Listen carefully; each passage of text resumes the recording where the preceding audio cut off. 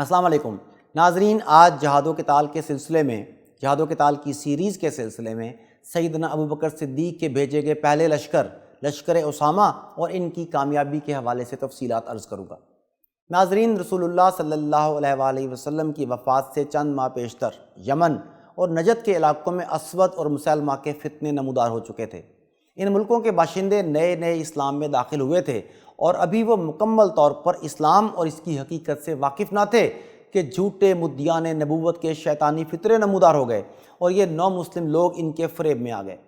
نجد کی طرف تو وہی کیفیت بپا تھی، لیکن وفات نبوی صلی اللہ علیہ وآلہ وسلم سے پیشتر اسود انسی کا کام تمام ہو چکا تھا۔ یمن کی طرف ابھی فتنوں کے زہریلے اثرات اور ان کا سامان مکمل طور پر ختم نہیں ہوا تھا۔ سیدنا رسول کریم صلی اللہ علیہ وآلہ وسلم کی رحلت کی خبر عرب کے سارے علاقوں میں بہت تیزی سے پھیل گئی اور پھیلنی بھی چاہیے تھی۔ اس خبر نے ایک طرف نو مسلموں، کم علم لوگوں اور مختلف قبیلوں کے خیالات میں تبدیلی پیدا کر دی۔ دوسری طرف یہی لوگ اور قبیلے جھوٹے مدعیان نبوت کے حوصلوں اور ہمتوں میں اضافے کی وجہ بننے لگے۔ ہر ملک اور ہر قوم میں ہر زمانے میں فتنہ پرداز لوگ ہوا ہی کرتے ہیں۔ اس قسم کے لوگوں کو بھی اثر نو اپنی شرارتوں کے لیے مناسب مواقع میسر آئے۔ شہرت کے طالب افراد اور حکومت پسند قبائل بھی اپنی مطلق العنانی اور تن آسانیوں کے لیے تدابیر سوچنے لگے۔ نتیجہ یہ ہوا کہ ہر طرف سے ارتداد کی خبریں آنی شروع ہوئیں۔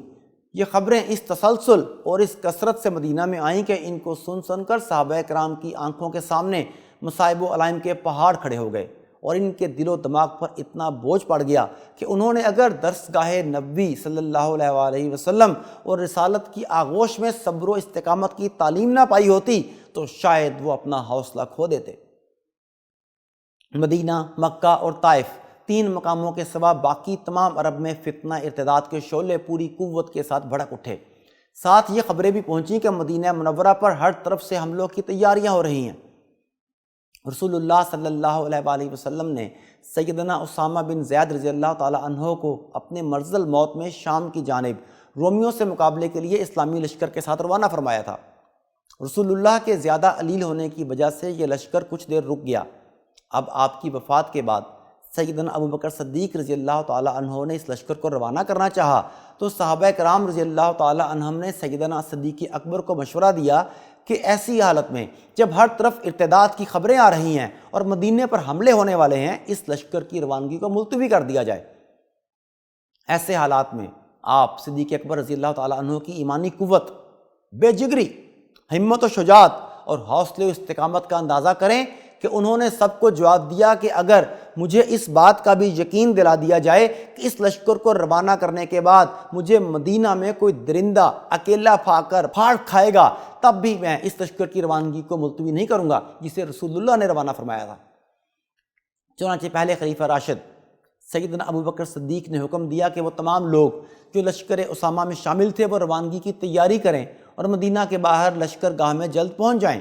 اس حکم کی تعمیل میں صحابہ کرام رضی اللہ تعالی عنہم سیدنا اسامہ رضی اللہ تعالی عنہ کے جھنڈے کے نیچے جمع ہو گئے۔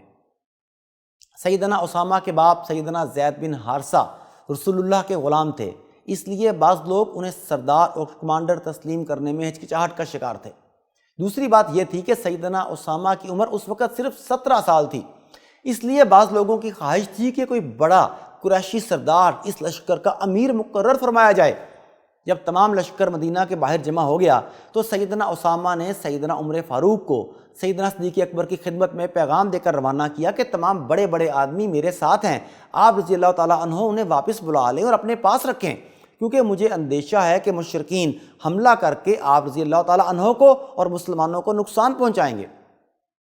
سیدنا عمر رضی اللہ تعالیٰ عنہ لشکر گاہ سے لشکر کے سالار کا پیغام لے کر جب روانہ ہونے لگے تو انصار نے بھی ایک پیغام سیدنا عمر رضی اللہ تعالیٰ عنہ کے ذریعے خلیفہ کی خدمت میں روانہ کیا کہ آپ اس لشکر کا سالار کوئی ایسا شخص مقرر فرمائیں جو اسامہ سے زیادہ عمر والا اور اعلیٰ حسب نسب والا ہو۔ سیدنا عمر رضی اللہ تعالیٰ عنہ نے آ کر اول سیدنا اسامہ رضی اللہ تعالیٰ عنہ کا پیغام عرض کیا تو سیدنا صدیق اکبر نے فرمایا کہ اس لشکر کے روانہ کرنے سے اگر تمام بستی خالی ہو جائے اور میں تنہا رہ جاؤں اور درندے مجھے اٹھا کر لے جائیں تب بھی اس لشکر کی روانگی ملتوی نہیں ہو سکتی۔ پھر انصار کا پیغام سن کر فرمایا کہ ان کے دلوں میں ابھی تک فخر اور تکبر کا اثر باقی ہے۔ یہ کہہ کر سیدنا صدیق اکبر خود اٹھے اور اس لشکر کو رخصت کرنے کے لیے پیدل مدینہ سے باہر لشکرگاہ تک تشریف لائے۔ سیدنا اسامہ کو لشکر کے ساتھ رخصت کیا اور خود سیدنا اسامہ کی رکاب تھامے ان سے باتیں کرتے چلنے لگے۔ سیدنا اسامہ نے عرض کیا کہ یا تو آپ سوار ہو جائیے یا میں سواری سے اتر کر پیدل چلتا ہوں۔ سیدنا صدیق اکبر فرمانے لگے، میں سواری پر سوار نہیں ہوں گا اور تمہیں بھی سواری سے اترنے کی ضرورت نہیں۔ میرا کیا نقصان ہوگا اگر میں تھوڑی دور اللہ کی راہ میں تمہاری رکاب تھامے پیدل چلوں۔ دراصل سیدنا صدیق اکبر سب کو یہ پیغام دے رہے تھے کہ سیدنا اسامہ کوئی معمولی کمانڈر نہیں، بلکہ یہ وہ ہستی ہیں جنہیں سیدنا رسول کریم نے خود کمانڈر بنایا تھا۔ میں دل سے انہیں کمانڈر تسلیم کرتا ہوں، اس لیے تم بھی انہیں کمانڈر تسلیم کرو۔ سیدنا صدیق اکبر رضی اللہ تعالیٰ عنہ کے سیدنا اسامہ کو یوں پروٹوکول دینے سے تمام لشکر حیران رہ گیا۔ اس کے بعد سب کے دلوں سے انقباض دور ہو گیا اور اس کی جگہ فرما برداری اور خلوص کے جذبات پیدا ہو گئے۔ سیدنا ابو بکر صدیق نے سیدنا اسامہ رضی اللہ تعالیٰ عنہ کو ان کی سواری کے ساتھ ساتھ پیدل چلتے ہوئے کچھ نصیحتیں کیں۔ یہ وہی نصیحتیں تھیں جو سیدنا رسول کریم نے معرکہ موطا کے موقع پر بھیجتے ہوئے اسلامی لشکر کو کی تھیں۔ اس نصیحت میں انہوں نے تلقین کی تھی کہ کبھی خیانت نہ کرنا، جھوٹ نہ بولنا، بد عہدی نہ کرنا، بچوں بوڑھوں عورتوں کو قتل نہ کرنا، پھل در درخت کو نہ کاٹنا نہ جلانا، کھانے کی ضرورت کے سوا اونٹ بکری گائے وغیرہ کو ذبح نہ کرنا، جب کسی قوم کے پاس سے گزرنا تو انہیں نرمی سے اسلام کی دعوت دینا، جب کسی سے ملنا تو اس کے مرتبے کا خیال رکھنا، جب کھانا تمہارے سامنے آئے تو اللہ کا نام لے کر کھانا شروع کرنا۔ یہودیوں اور عیسائیوں کے وہ لوگ جو لڑائی نہ کریں اور اپنے عبادت خانوں میں ڈیرے ڈالے ہوئے ہوں انہیں کچھ نہ کہنا۔ جن کاموں کا تمہیں سیدنا رسول کریم نے حکم دیا تھا انہیں منوان پورا کرنا، اس میں کسی طرح کی کمی بیشی نہ کرنا۔ ناظرین، سیدنا صدیق اکبر رضی اللہ تعالیٰ عنہ سیدنا اسامہ کو یہ نصیحتیں کر کے مدینہ سے تھوڑا دور ایک مقام سے واپس مدینہ لوٹ آئے۔ واپس ہوتے وقت آپ رضی اللہ تعالیٰ عنہ نے سیدنا اسامہ رضی اللہ تعالیٰ عنہ سے کہا کہ اگر تم اجازت دو تو سیدنا عمر رضی اللہ تعالیٰ عنہ کو میری مدد اور مشورے کے لیے میرے پاس چھوڑ دو۔ سیدنا اسامہ نے فوراً سیدنا عمر فاروق کو مدینے میں رہنے کی اجازت دے دی اور وہ سیدنا ابو بکر صدیق رضی اللہ تعالیٰ عنہ کے ساتھ مدینہ تشریف لے آئے۔ ناظرین، اس جگہ غور کرنے کی بات یہ ہے کہ وقت کے خلیفہ اپنے حکم سے سیدنا عمر فاروق کو روک سکتے تھے، مگر انہوں نے سیدنا اسامہ سے باقاعدہ اجازت حاصل کرنا ضروری سمجھا۔ یہ بھی اس لشکر کے لیے ایک نہایت ضروری اور اہم نصیحت تھی جو خلیفہ وقت نے اپنے عمل کے ذریعے سر انجام دی۔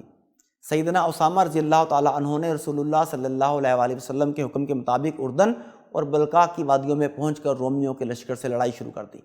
رومیوں کو شکست دے کر اور بے شمار مال غنیمت اور قیدی لے کر 40 دن بعد مدینہ واپس تشریف لائے۔ اس لشکر کی روانگی بظاہر بے حد خطرناک معلوم ہوتی تھی، مگر اس کے نتائج اسلام اور مسلمانوں کے لیے بہت مفید ثابت ہوئے۔ ملک کی شورش اور بدامنی کے زمانے میں اسلامی لشکر کا اس طرح رومیوں پر حملہ ور ہونا گویا تمام مرتدین اور باغیوں کو بتا دینا تھا کہ ہم تمہاری ان سرکشیوں اور تیاریوں کو ذرہ برابر وقت نہیں دیتے۔ اس ہمت و طاقت کے عملی اشتہار اور اعلان نے سرکشوں اور باغیوں کے حوصلوں کو پست کر کے ان کو فکر و تردد میں مبتلا کر دیا۔ وہ سب اب اپنی اپنی فکر کرنے لگے کہ مسلمانوں کو مغلوب کیا بھی جا سکتا ہے یا نہیں۔ یہی وجہ ہے کہ طلحہ اسدی اور مسیلمہ کذاب وغیرہ مدعیان نبوت اپنے اپنے علاقوں سے باہر قدم نہ نکال سکے اور منکرین زکوٰۃ وغیرہ کے سرکش قبائل اسلام کی مخالفت کا قطعی فیصلہ نہ کر سکے۔ سیدنا اسامہ رضی اللہ تعالیٰ عنہ کا رومیوں کے لشکر پر فتح مند ہونا اور مال غنیمت کے ساتھ واپس آنا اور اس خبر کا پورے ملک میں شہرت پانا بہت زیادہ مفید ثابت ہوا۔ یہ سیدنا صدیق اکبر کے دور کی پہلی بڑی جنگی کامیابی تھی جس نے آئندہ کی اسلامی فتوحات کا رخ متعین کر دیا۔ سیدنا اسامہ کی کامیاب واپسی سے ملک کے امن و امان کو بحال کرنے میں بہت مدد ملی۔ بعض مورخین نے لکھا ہے کہ سیدنا صدیق اگر لشکر اسامہ کی روانگی میں کمزوری دکھاتے تو تاریخ کا دھارا آج مختلف ہوتا، اسلامی فتوحات کا سلسلہ یوں دراز نہ ہو پاتا جیسا اس کے بعد ہوا۔ اس لشکر کو اللہ تعالیٰ نے کامیابی سے ہمکنار فرمایا اور مسلمانوں کے لیے فتوحات کا دروازہ کھل گیا۔ مسلم لشکروں کی کامیابیوں اور فتوحات کے بارے میں مزید جاننے کے لیے ہمارے ساتھ جڑے رہیے۔ اللہ نگہبان۔